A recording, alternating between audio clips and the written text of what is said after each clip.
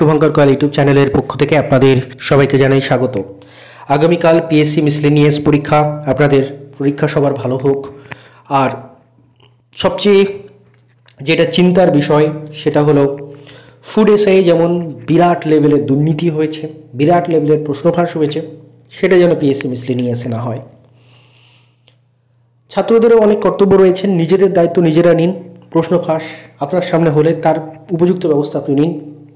কোনো অনিয়ম যদি চোখে পড়ে সাথে সাথে প্রতিবাদ করুন।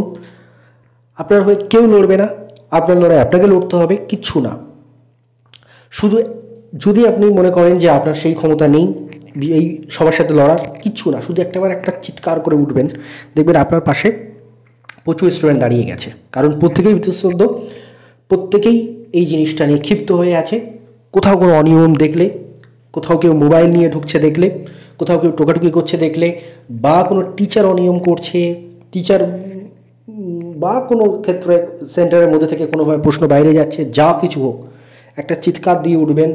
পাশাপাশি যত স্টুডেন্ট আছে সবাইকে জড়ো করবেন, তারপরে দেখা যাবে কি হয়। প্রত্যেকে প্রতিবাদ করবেন, নইলে নিজেদের লড়াই নিজেদেরকে ছিনিয়ে নিতে হবে, নিজেদের অধিকার নিজেদেরকে ছিনিয়ে নিতে হবে। আপনি এতদিন ধরে কষ্ট করে প্রিপারেশন নিয়েছেন রাতের পর রাত জেগে, এটা কিছুটা চোর তার সুফল কখনো ভোগ করতে পারে না। আপনার অধিকার আপনাকে ছিনিয়ে নিতে হবে। আগেরবার যেমন কয়েকজন সাহসী মানুষের জন্যই কিন্তু সুরেশের যে দুর্নীতি সেটা কিন্তু জানতে পেরেছিলাম আমরা। কেউ ভিডিও করে দিয়েছিল, চোরেদের ভিডিও বানিয়ে দিয়ে ভাইরাল করে দিয়েছিল, কেউ বিভিন্ন গ্রুপ এটসেট্রা থেকে স্ক্রিনশটগুলো ভাইরাল করে দিয়েছিল, যাতে তার জন্য জানতে পেরেছিলাম। কিছুজন সাহসিকতার পরিচয় দেখিয়েছিলেন, এবার প্রত্যেকের সাহসিকতার পরিচয় দেখাবেন।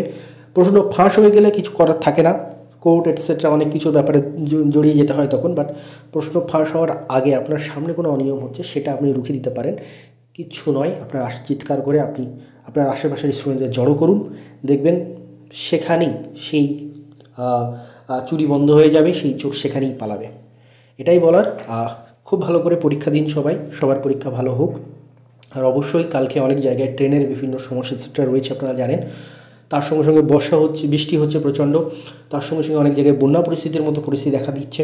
তো এই সব কিছুকে মাথায় রেখে আপনারা জানবেন যে কালকে রাস্তাঘাটে অন্যান্য দিনের থেকে সময় বেশি লাগবে। তাই দরকার হলে আরও সকাল সকাল বেরিয়ে যান, যত সকাল সকাল পারেন বেরিয়ে যান, সময় বেশি করে হাতে নিয়ে বেরিয়ে যান। কারণ আমি চাই না যে আপনাদের পরীক্ষা ট্রেনের সমস্যার জন্য হোক, প্রাকৃতিক দুর্যোগের জন্য হোক, আপনাদের পরীক্ষা যাতে নষ্ট না হয়, পরীক্ষা যাতে পণ্ড না হয়, তার জন্য আপনারা প্রত্যেকে কিন্তু সকাল সকাল বেরিয়ে যাবেন, মাথা ঠান্ডা করে পরীক্ষা দেবেন। আর অবশ্যই একটাই কথা বারবার করে, কোথাও কোনো অনিয়ম দেখলে একটা চিৎকার করবেন, পাশাপাশি স্টুডেন্ট জড়ো করবেন, তারপরে দেখবেন চোর পালিয়েছে। ধন্যবাদ।